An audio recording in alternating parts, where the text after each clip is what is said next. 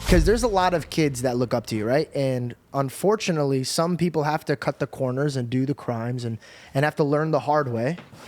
Thank you. That life isn't right.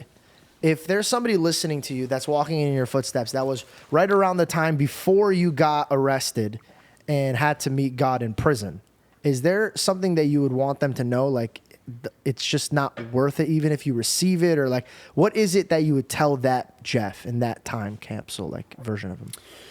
Honestly, just enjoy the ride, you know? Like, the ups and downs is what makes your life story, like, exciting. Because after, you know, we all die. In like 100 years, we'll all be dead. You know, what's your story going to be? I want motherfuckers making documentaries on me, movies and shit. You know, like, I want to leave behind a legacy that will be cemented for centuries to come. I want little kids in 200 years from now being like, oh, remember, like, when they used to do podcasts? Because they'll probably be, like, you know, done by then. Yeah. You know, they'll probably have, like, some new future AI sort of entertainment. And they'll be like, remember the first podcasters, like Jeff and George, you know? They'll probably make movies on us. Like, we're going to have, like, a social network. Like, yeah, guys, I got this idea. We're just going to sit and talk for 2 hours. And people are going to give us thousands of dollars. Dude, what does that feel like knowing that that's your life right now?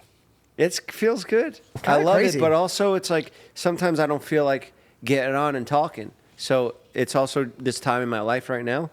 I used to be so happy. I used to be like waking up like, I think today's the best day of my life. I used to really say things like that out loud, like a fucking sick fuck. Like who? I still say that. Why would you not say that now? How long ago was used to? This was like 22, like 21, 22, 23, like around that time. Yeah, I was like, damn, my life's going real good. And I didn't even have money at that time. It was just like, I was like steadily like cutting hair and making enough to get by You're happy. and live comfortably. But yeah, I had no responsibilities, no employees. What made it that it was like, I love my life? What was it? Fucking alcohol, random sex with girls in Miami. Look, I changed. I haven't even had sex in probably months, you know? So I'm a much different person. But back then, I would wake up to a tequila shot and a Corona. I'd go upstairs and fucking fist pump with my boys, Paulie D, you know, in those days. And I was like, hell yeah, Paulie, this is like the best 8 years of our lives, bro. And now you're depressed. Yeah. Now I'm financially better than ever. And it's like, what, like, when is this going to end? Okay, great.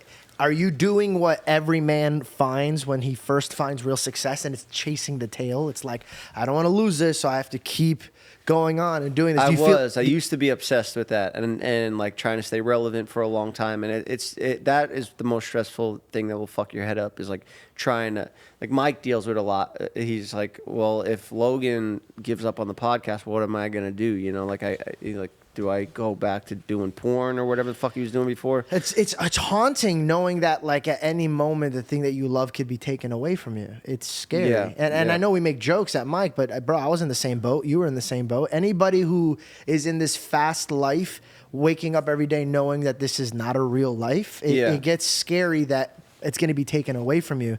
What helped me get over this is realizing that God is worth so much more.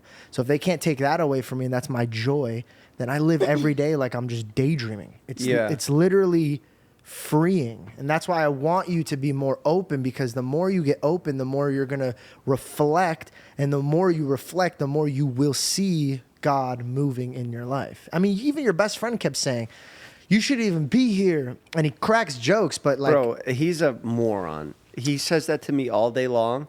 And he's like, yo, I'm out here, like, I just ran 6 miles or some shit.